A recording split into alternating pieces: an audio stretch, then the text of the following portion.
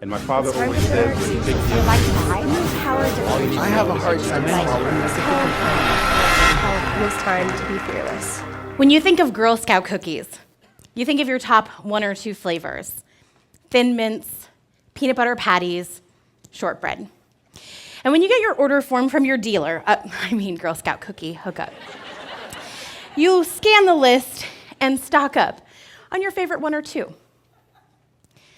But what if you lived in a world where you were told that there were only 2 Girl Scout cookie flavors? And if you didn't like those flavors, you never knew what else they had. I want to tell you a story about my friend Wayne.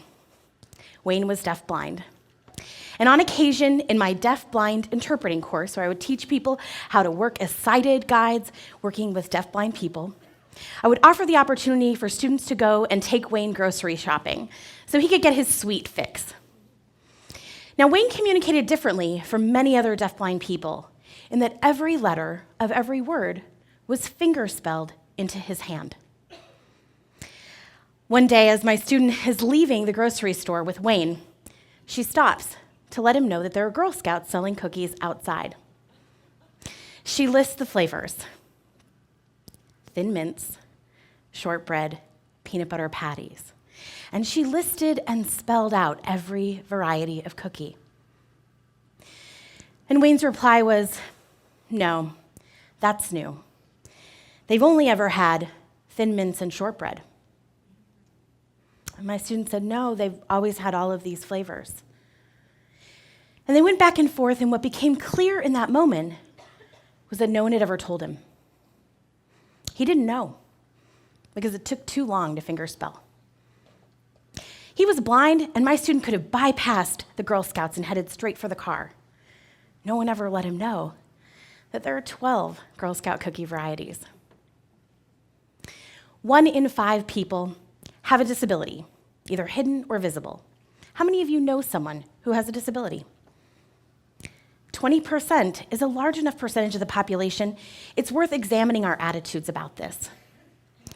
When I was first learning about American Sign Language and deaf culture, capital D, deaf, I was learning about my identity as a hearing person, a term I'd never considered before.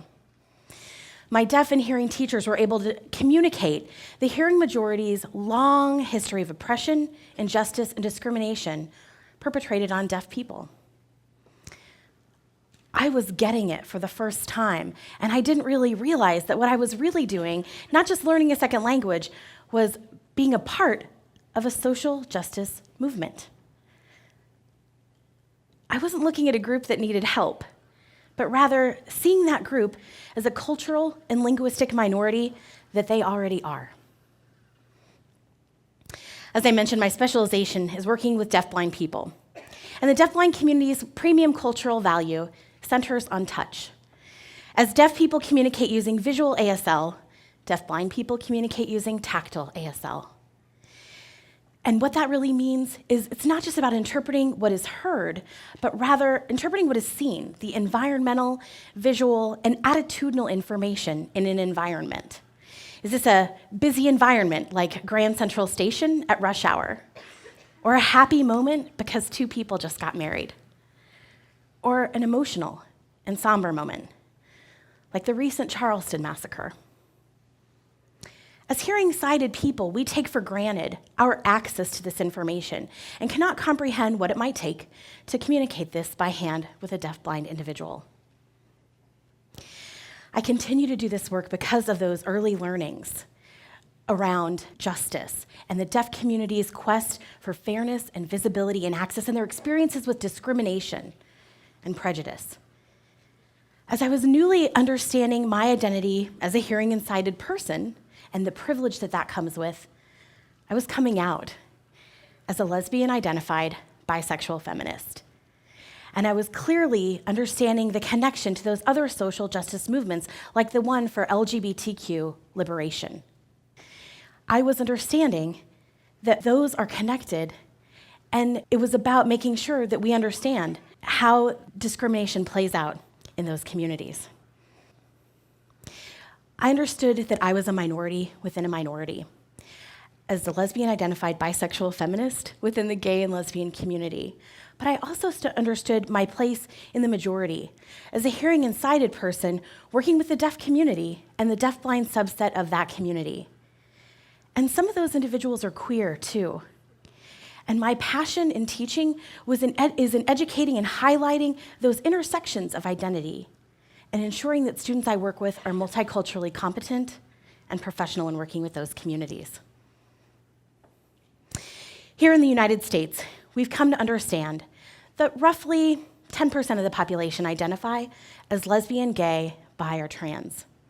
And yet we still see anti-LGBTQ extremists engaging in coercive, destructive, and harmful practices to convert and attempt conversion treatments to make people straight. This has largely been debunked and discredited because we recognize and have accepted that people just are LGBTQ. Our society and culture is becoming less heterosexist and more accepting of sexual orientation and gender identity. Yet we do not offer that same course of acceptance when children are born deaf or deafblind. Over 90% of children who are deaf are born to hearing parents. And over 80% of those parents do not learn their child's language. I understand that parents want their child to be like them. I do. But instead of taking the opportunity to enculturate and grow up a proud deaf individual, the focus skews and obsesses on their so-called brokenness, their impairment, because the parents don't want to learn sign language. And that effort on trying to fix them and correct them can lead to focus on surgeries and speech therapy. That driving belief is rooted in audism. Audism is the belief that one is superior based on their ability to hear, or that life without hearing is futile and miserable. Those driving beliefs and behaviors when working with deaf kids can lead to lifelong feelings of inadequacy and poor self-image. As a parallel, if we could determine from birth that a child would be born LGBTQ, and we could set about on a course to change their orientation, would we do this? What would that look like even in the child's early years of life? I don't think we would do this. And yet our privilege assumes everyone wants to be heterosexual. But not everyone is heterosexual or hearing. Social justice is based on concepts of human rights and equality. It's about challenging injustice and systems of oppression like racism, heterosexism, ableism, and yes, audism. When we address audism in our social justice framework and tap into the largely untapped deaf and deafblind communities for their leadership, we have the opportunity to grow. And I promise you they are already regularly engaging in social justice discourse, but the mainstream social justice framework isn't paying attention because of their own language barrier. If you leave here today and question, what can I do? Is there something I can do to participate in dismantling audism? I want to give you 5 things you can do to take away and work to be more mindful about linguistic access. Number 1, while the ADA covers medical appointments and the like, when planning an event, budget for interpreters and promote the event as ASL interpreted. Interpreting is a credentialed profession and not a volunteer service. If the other professionals are being paid for the event, so should the interpreters. And there are qualified hearing and deaf interpreters to suit your needs. And leave it to the deaf participants and the interpreters to work out best visual access and sightline. Number 2, when you have an opportunity to use a microphone, use the mic. I can't tell you how many times I go to events and someone will say, "Does anyone need me to use this?" Well, you may be amazing at vocal projection. The sound waves amplify differently through a microphone. And for someone who's newly experiencing a hearing loss, it can be very vulnerable to ask for that accommodation. And more than likely, they're going to disengage and pull away for fear of being perceived as too high maintenance. Number 3, I see a lot of energy and emphasis on teaching hearing people who don't know ASL how to sign songs. Put the real energy into learning phrases that would actually gain you a new relationship with a deaf person. What are the things you want to know when you're meeting and engaging with new people? Do you want to play on the swings? Do you like sprinkles on your ice cream? Wow, you are really good at spreadsheets. Do you want to join us for happy hour? ASL is an interactive language meant to be practiced with real live deaf and deafblind people. And you really do get an A for effort when you show up and try.